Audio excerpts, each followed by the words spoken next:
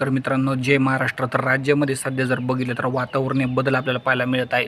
आज जर बघितलं तर बहुतांश जिल्ह्यांमध्ये आपल्याला ढगांची गर्दी पाहायला मिळत आहे. बहुतांश जिल्ह्यामध्ये आज तापमान थोडं कमी झालेलं आहे, मात्र विदर्भामधील तापमान अजूनही जास्त आहे. विदर्भामध्ये अकोला, अमरावती, त्याचप्रमाणे नागपूर, भंडारा, गोंदिया, चंद्रपूर, गडचिरोली या भागामध्ये तापमान 40 डिग्री सेल्सिअसपर्यंत पाहायला मिळालेलं होतं. मात्र जर बघितलं तर जे बहुतांश भागामध्ये ढगाळ परिस्थितीसुद्धा आहे. जसं की अहिल्यानगरमध्ये ढगाळ परिस्थिती आज होती.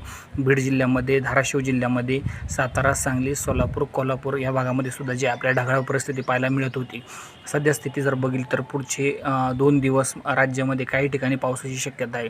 खास करून बघितलं तर सह्याद्री लगत असणारे काही जे जिल्हे आहे, साताराचा अति उत्तरेकडील भाग, त्याचप्रमाणे कोल्हापूरचा अति उत्तरेकडील भाग, रत्नागिरी, सिंधुदुर्ग या भागामध्ये स्थानिक वातावरण निर्माण होऊन त्या ठिकाणी हलका ते मध्यम पाऊस पडू शकतो.